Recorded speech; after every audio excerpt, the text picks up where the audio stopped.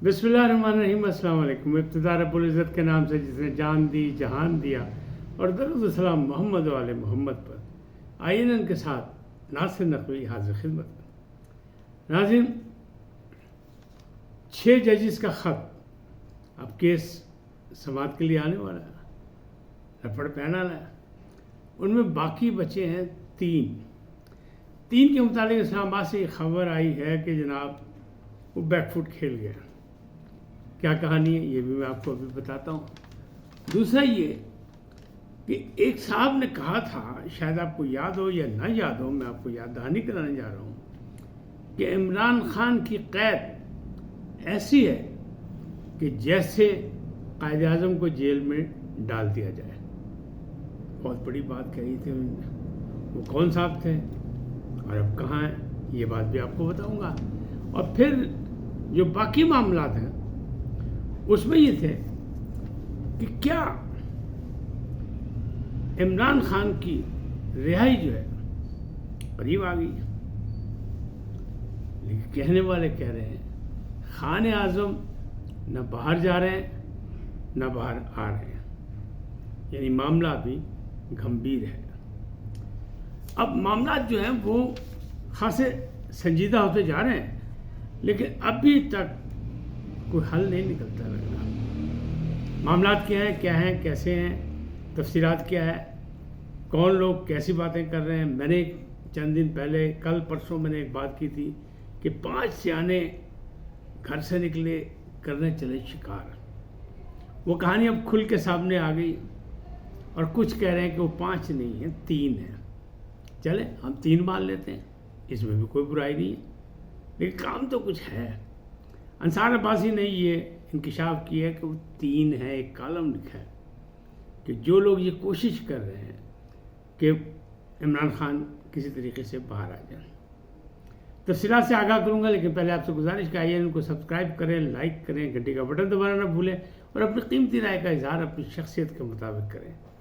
जी नाज़रीन, पहले बात करें 6 जजेस की। उनका केस आने वाला है। उसमें 3 जजेस ऐसे थे जो इंस्पेक्शन जज थे, जिनके निगरानी में छोटी अदालतें काम कर रही थी, और वहाँ से ही फैसले हुए इमरान खान के ख़िलाफ़। और ख़ास तौर पे फरवरी इलेक्शन यानी 2024 इलेक्शन से पहले इमरान खान के फटाफट फैसले हुए, और उस पर कहा भी उन्होंने कि जान के फैसले किए जाए। इनको जल्दी किया है कि रातों को अदालतें लगा के फैसले किए गए। लेकिन राना सनाउल्लाह कहते हैं कि जनाब ये फैसले भी उसको मदद देने के थे ताकि लोग जज्बाती हों और उसके हिमायत में निकले, और निकले। यानी ये साबित हो गया फरवरी में, जिस तरह पीटीआई के हिमायत याफ्ता आज़ाद उम्मीदवारों को वोट मिले। तो राना सनाउल्लाह ये कहते हैं कि मैं हारा, मैं अपना तस्लीम करता हूँ। जावेद लतीफ़ भी हारे, वो तस्लीम नहीं कर रहे। तो उन्होंने पहले भी कहा था, अब भी कह रहे हैं कि गुस्सा ये है कि मुझे जिताया क्यों नहीं गया। कह रहे हैं कि मैं तो मुतमईन हूँ, हार गया, कोई बात नहीं, हार जीत होती है, इसमें क्या मसला है। जावेद लतीफ़ नहीं मान रहे। क्यों नहीं मान रहे? तो उन्होंने एक और इंकिशाफ किया कि अगर राना तनवीर भी हार जाते तो वो मुतमईन होकर बैठ जाते। राना तनवीर जीत गए तो उनकी जीत उन्हें पसंद नहीं आई, इसलिए वो भी कह रहे नहीं, उन्हें मुझे भी जीतना चाहिए था। तो राना साहब को दावा ये है कि नहीं भाई। अच्छा, फिर वो कहते हैं कि जो माजी में जब 18 महीने की हुकूमत थी तो बाजवा साहब से उनका टकराव हुआ था, जो मेरे पे मुकदमा बना था। उस सिलसिले में मैंने उनसे कहा था आपने मेरे पे मुकदमा बनवाया, तो उन्होंने कहा नहीं मैंने नहीं। तो फिर वो कहते हैं गिरफ्तार मुझे कराया था इमरान खान ने, केस डलवाया इमरान खान ने, ये राना सनाउल्लाह का दावा है, और मुकदमा बनवाया बाजवा साहब ने। इस पर तलखिलामी मेरी हुई थी उनसे, लेकिन बहरहाल ये तो अब माजी का हिस्सा हो गया। अब राना साहब चूँकि बोल रहे हैं, इंकिशाफ कर रहे हैं, तो बात आगे तक।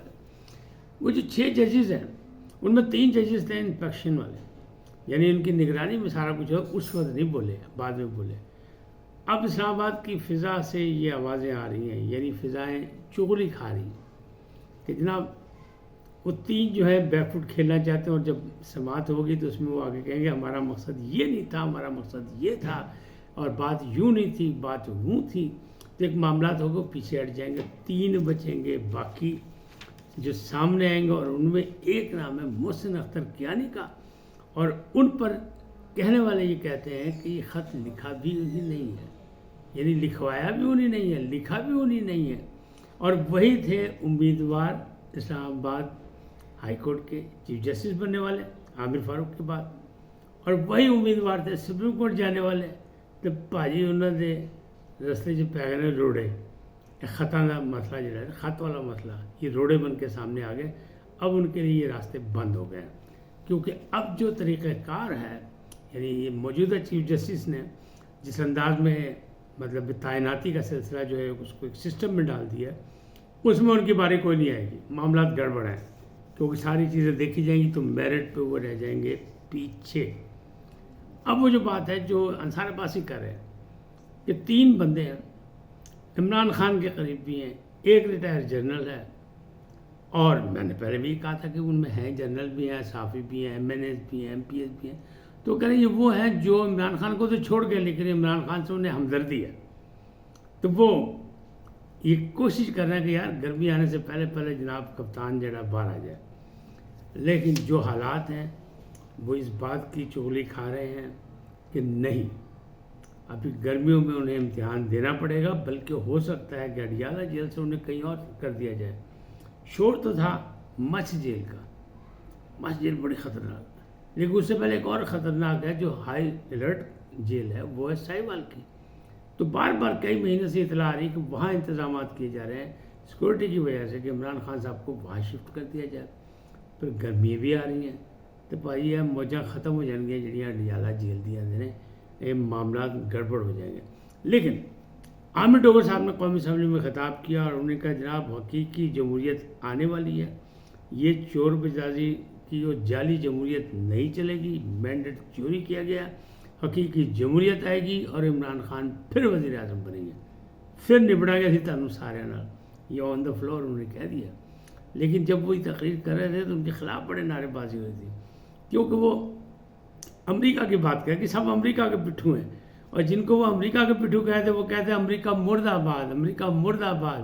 اور وہ مطالبہ کر رہے تھے عامر ڈوگر صاحب سے بھی کہ آپ بھی کہیں امریکہ مرد آباد، لیکن انہوں نے ایک دفعہ نہیں کہا کہ وہ کہلا دیتے کہ ہاں میں بھی کہتا ہوں امریکہ مرد آباد، فلسطین پہ ظلم جو ہو رہا ہے اسرائیل کا وہ ساتھ دے رہا ہے، سب کچھ نہیں، انہوں نے نہیں کہا. تو یہ بھی ایک تماشا وہاں دیکھا گیا سماج میں، مطلب قومی اسمبلی کے اندر.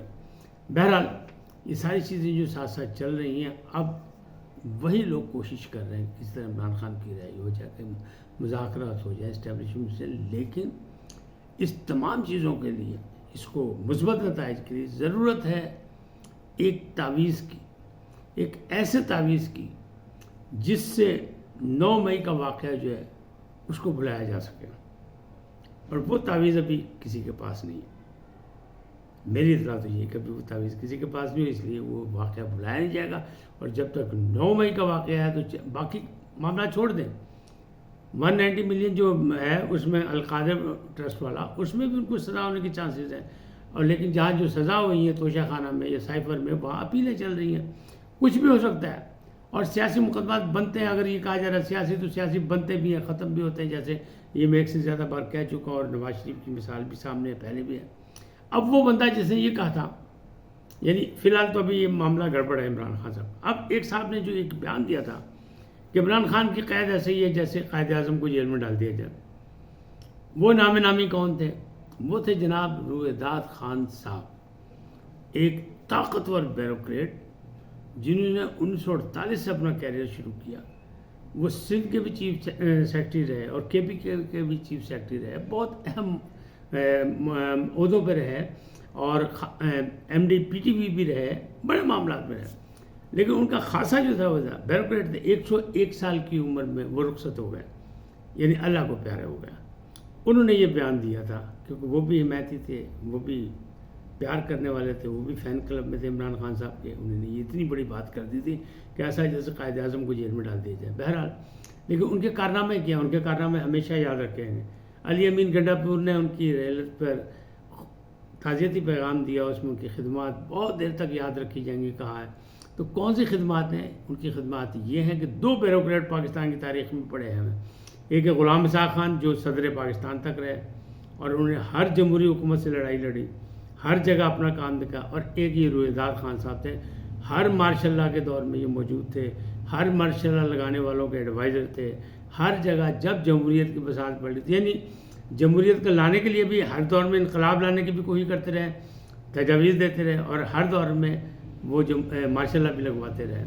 تو یقینی بات ہے ایسی خدمات تو مانی جائیں گی کہ جناب وکٹ کے دونوں طرف کھیلتے تھے، خوب کھیلتے تھے. اللہ ان کی غلطیوں کی کوتاہیوں کو معاف کرے، کیونکہ اب تو وہ رخصت ہو گئے، لیکن بڑی عمر پائی. 101 سال ان کی عمر میں وہ رخصت ہوئے دنیا سے. کارنامے جو تو کیے اس میں انہوں نے پاکستان میں جمہوریت کو مضبوط نہیں ہونے دیا. یہ ان پہ الزام ہے کہاں تک ہے کہاں نہیں، لیکن ان کی اپنی کتاب میں بہت سے واقعات لکھے ہوئے ہیں اور پوری تاریخ بھری پڑی ہے کہ ہر دور میں ساتھ دیا، ہر دور میں اقتدار تک رہے، ہر دور میں اہم پوسٹوں پہ رہے، مشیر بھی رہے، وزیر اعظم کے مشیر بھی رہے، صدر کے. تو ان کے پاس بے تحاشا یعنی عہدے ان کے ساتھ بڑی محبت کرتے تھے. ہر وقت ان کے ساتھ جان نشاور کا ہر عہدہ ان کو ملتا رہا اور وہ اپنا کام کرتے رہے. اب وہ فین کلب میں تھے عمران خان صاحب کے، تو انہوں نے اتنا بڑا بیان دے دیا کہ قائد اعظم. اچھا یہ بھی ہوگا جب فاطمہ جناح ہاری تھیں اور جشن منا رہے تھے گوہر ایوب خان صاحب کراچی میں، تو وہاں فساد ہو گیا تھا، وہاں ان پہ قتلانہ حملہ بھی ہو گیا تھا، وہاں لوگ مرے بھی تھے.